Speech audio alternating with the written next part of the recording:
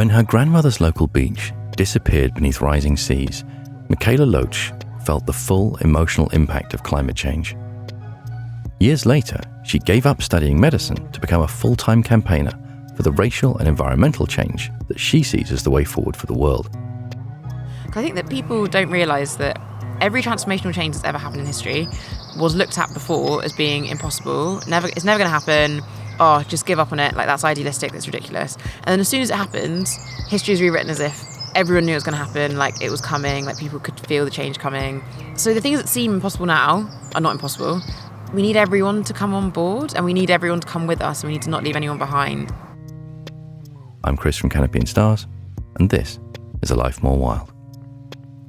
You join Mikaela now in Stanmer Park, the site of a protest organised by Resist Glencore, a group taking on one of the largest mining companies on the planet.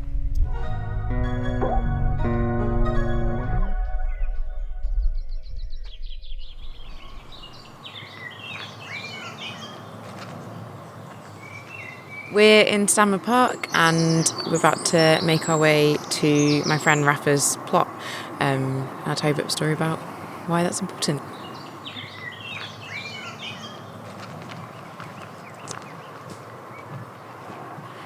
I think it's just pretty amazing that there's a park that is so big and like alive and almost very diverse in the amount of nature that's here, so close to a city. And it feels like an escape from the city, which feels really lovely. I've been here a few times for lots of different things. Like, we've come and like made placards and posters for the campaign's been working on, like in the park, and it's been really lovely to be able to do that in a nature space, like not just be doing it in people's flats all the time. And I think it's just, it's a place where I feel quite connected to the earth, and where I also feel like I can shut off my like very intense brain from all the busyness of all the campaigning stuff, and just remember part of what we're trying to protect as well. So that feels important.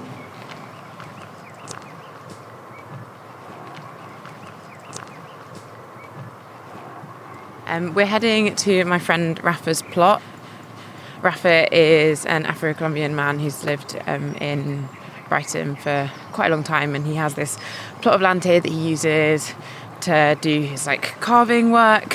He also often like offers up the space for lots of different community events, and one of those events was a big event that we did for two indigenous leaders from the Yucapa community in Colombia to come all across the whole of Europe and to tell their story of their struggle and to try and get more people on board.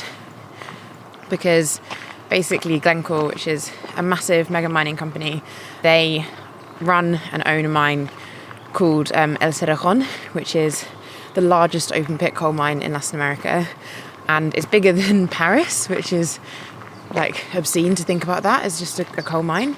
And it's on the lands of the Yucapa people and the Wayu people, these two indigenous groups who have lived on this land for generations, literally live off the land and have these kind of cultures of symbiosis for so long, until Glencore comes along and rips up and destroys the land, poisons the water, and then also are involved in a lot of violence against these communities if they try and resist. And it's important to note that Glencore have their head offices and their headquarters in Europe. So we wanted to kind of challenge people on this notion that we are separate from these impacts that are happening, so that it might seem that they're happening further away. Because in reality, if the concentration of wealth is happening here in the global north, we have a responsibility over the companies that are causing that harm and extracting that wealth away from communities further away. So at this plot, Esneda and Chiche came. They told their story of how more than 40 children every year in their communities are dying because of the water being poisoned because of the pollution. So they came, they told us their story.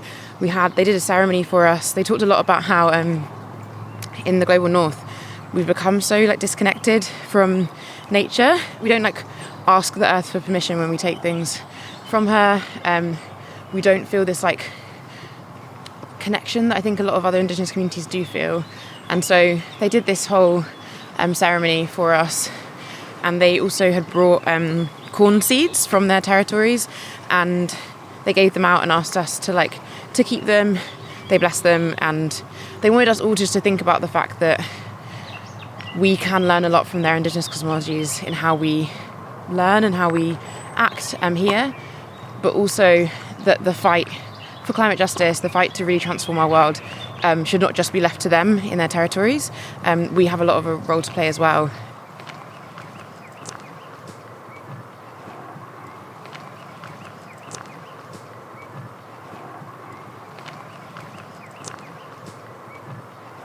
I think it's important that there's a difference between having like radically transformative politics and politics that are alternative. And I think that there can be a trend sometimes in a lot of these spaces of people having alternative politics in which that they feel like the way that I dress or the way that I believe is enough almost, or my resistance is just because I dress differently, or that my identity is different. But I think that the ability for any of us to actually do any of these things or have any of our freedoms came from people choosing not just to wear their politics or hold them, but to do something with them and to organise and to actually actively change things. And I think that a lot of this space as well in this event was to challenge people to be like, change isn't passive, it's an active process, it requires participants, and it actually requires us to go beyond just thinking the things or caring about things, but to do something. And that doing things could be being a part of Resist Glencore and really trying to challenge this mega mining company in really material ways, not just like thinking they're bad, but like how do we damage their social license to exist? The fact that lots of people don't know who they are, the fact that they're still able to get government subsidies, the fact that like people think that maybe they're still necessary. How do we challenge that materially? How do we think strategically? How do we do that? Rather than just, oh, I read all the right books, therefore I'm good, and therefore that's enough. It's about how do we change the common ground? How do we really like disrupt these systems rather than just think about them? And that was a lot of what this space was for. And I think it was really beautiful to be able to host it in nature. And it was beautiful that like a few hundred people turned up. And I think it was even just like really healing for a lot of people to be surrounded by birdsong and covered by trees and sat around a campfire together, and to really like feel like we've been kind of shaken out of our normal life. I do think a lot of us need a bit more of a shaking up sometimes, and so it was great to be part of doing that here.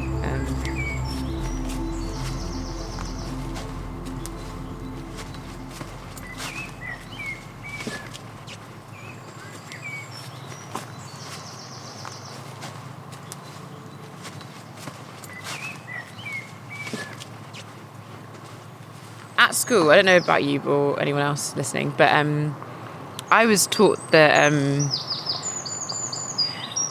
that like, for example, that the enslavement of people ended because some like nice white man thought, oh, this actually is really bad. Like he read about it and thought this is really bad, this is harmful, and then wrote some nice letters and did some like things and gave some speeches, and that ended it. Whereas at home, I was taught from my like Jamaican family of, enslaved peoples rose up, enslaved peoples like had armed resistance. Also, people damaged the sugar industry so that people couldn't have sugar, so that it wouldn't be possible for the industry to continue. Like it wasn't just a moral change, it was a very like material change that came from people. But I think if you're just taught that, oh, it's just the exceptional heroes who said nice things and changed people's minds, and that's how change happens, then you think, okay, for example, with the climate crisis, all I have to do is change the minds of people who are already in power. All I have to do is, talk to oil and gas companies and ask them to kindly move to renewables. You're not being told how change really happened, that change actually happened through like a huge amount of disruption, through a huge amount of invisibilized work. And then therefore I think that you feel disempowered because you've been asking people to change and they're not changing, and you're thinking this is what I've been told is the way to do it, and it's not working. But actually I think it's just remembering that it's in these companies, it's in a lot of like power systems' best interests for us to not understand how change really happens. And I think it's just really important that we actually do like take the time to like learn about history and how did it really happen, and like learn from the communities who resisted, like learn from them directly actually, and not just relying on our like schooling system to have taught us everything of how it really happened, and being open to being challenged and knowing that we don't know everything and there's so much to learn, and that's exciting, and it's not it doesn't have to be something that is this like personal failing that we didn't know it. Instead it's like, oh, there's so much we can know, that's really exciting.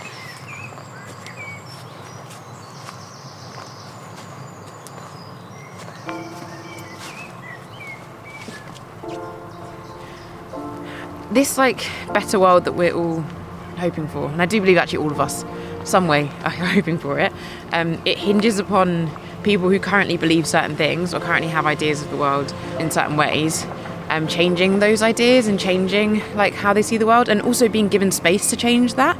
Like Adrian Marie Brown frames it as that we don't want movements that are like prisons with high barbed wire fences, that the bar to entry is so high that no one can ever come in.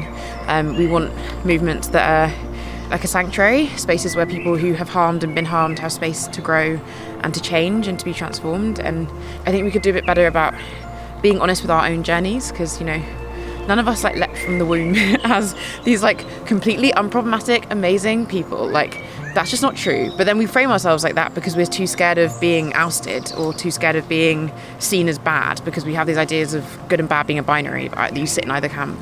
But actually all of us are a mix of like good and bad and everything in between.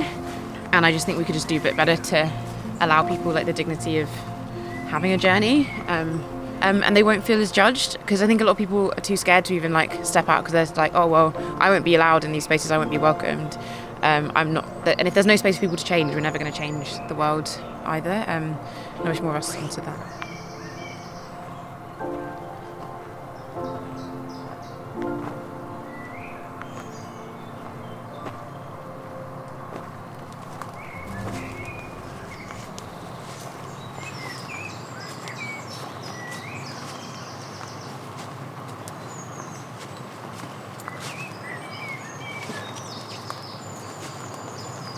I think my dad actually isn't that surprised of all of the stuff that I'm doing now, just because I think I was a kid that would always just be like, why? I must be so annoying, but I think I always looked at the world and thought, like, a lot of this doesn't make any sense, I want to do something about it. And at first, the doing something about it looked like being a doctor and going to medical school, and like, that's what I wanted to do, and that's what I did do, but then just chose not to practice medicine anymore, because I found that actually I think we can cause a lot more change if we kind of, okay, let's use an analogy. So there's a stream, people further downstream drinking the water, that's their water source, and they're getting like sick a lot, they're vomiting, they're having diarrhea, and a doctor plays an important role, which is to go and like give these people medication to keep them alive, like to stop them from dying in the moment. But if you just look further up the stream, there's someone who is like putting poo in the water. What I see my role as now is going further up the stream and trying to stop people from getting sick in the first place. Most people in our world are sick not just because of like, you know, these kind of arbitrary forces of germs or something. People are sick because of social inequalities, and they're sick because of systems that make people unwell. And if we can tackle those systems, then we can actually make a world where all of us have good health.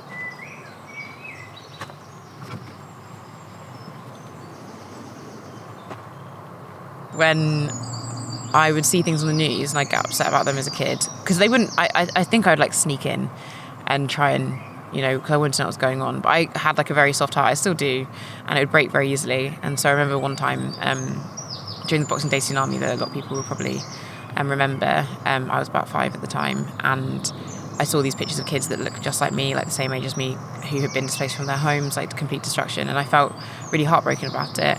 And then my parents noticed that I'd like snuck down into the room and was crying, and they sat me down, like checked I was okay, and then my dad asked me a question that I think has like stuck with me for the rest of my life, and he just said, like, if you care about this, what are you going to do about it?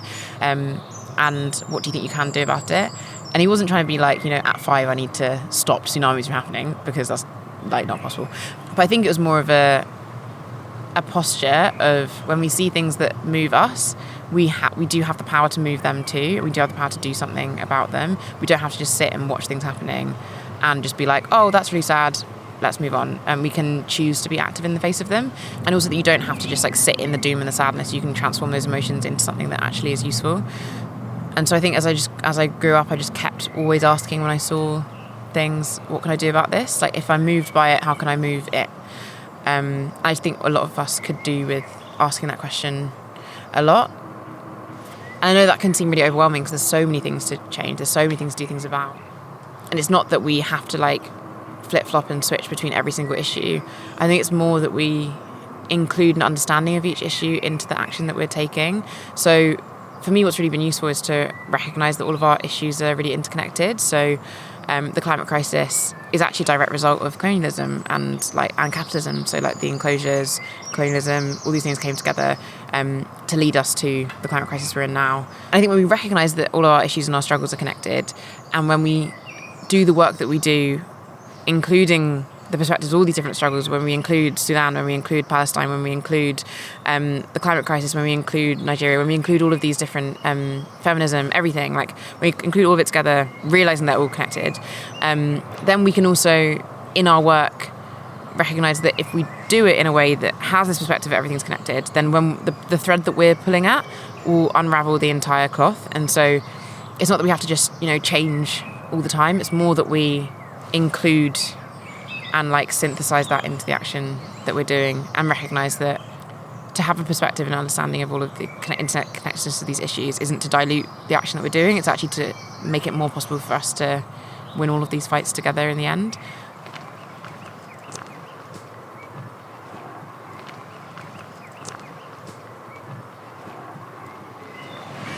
So we're here at Future Roots now. It's Rafa's plot, and around us are Rafa's carvings that he does. This is the space where, as we're walking down here, when we had the event, we had people cooking food for people here. We had lots of people sat. There were workshops that happened, especially for kids, so that they could feel like they were engaged in what was happening. Because also for Esnila, she found it really impactful that there were young people here, because it's the next generation that are going to kind of continue this fight. And I think that also we underestimate how much kids are taking in, I think. And so including them in the conversations, and not just including them in the conversations, but also making it so that these spaces are accessible for parents, I think is really important. Because sometimes activist spaces can forget that people have different caring responsibilities as well. So it was really beautiful for it felt like a space that was really energetic, in the sense that we were excited about what we could build, and whilst at the same time grieving what is being lost.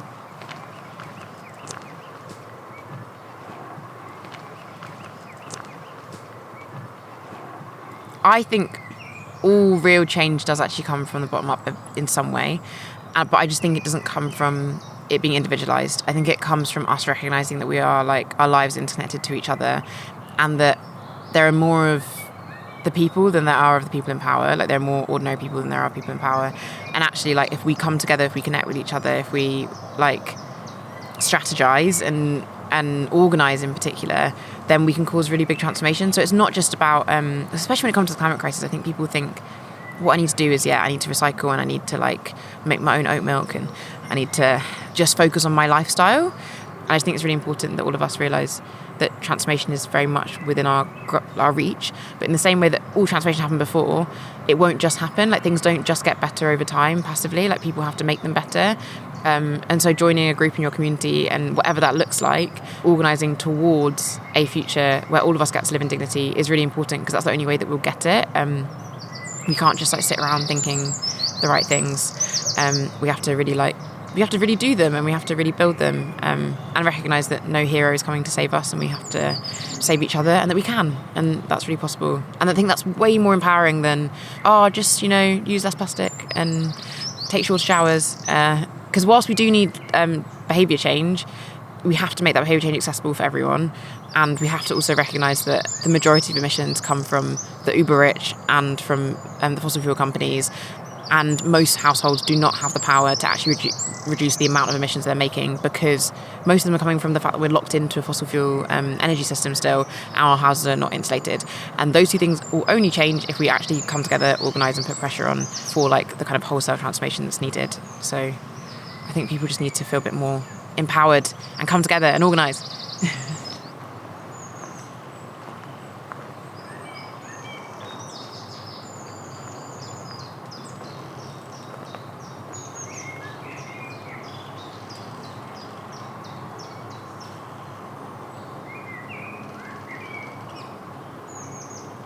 I think I'm definitely still learning how to take care during this work. But I also want to say that I love doing the work that I do. I think that people always frame any work to create a better world as if it's this like huge sacrifice that each person is making, as if that they're doing it like it's so hard and like that everyone's really unhappy doing it. And I think that's just so counterintuitive also to getting people to join. But it's also not true. Like, don't feel like it has to be this like competition of like who is more burnt out or who's having more rubbish time means that your work is more valuable. That's just not true. Like, I think all of us have a lot to like gain from being parts of movements to change our world and to transform it. And I think that also leaning into community is something that's been really important to me, of not feeling like I have to do everything alone. I just think that we need to recognise that joy is so important, and the part of what we're fighting for is a world where everyone gets to experience joy, where like it's not just everyone lives in dignity, but everyone like enjoys their life. And therefore, I think we need to enjoy our lives on the way there as well, because we should be living in pockets of the future that we want to live out on, and find the joy, hold on to the joy, and realise that it can power us forward.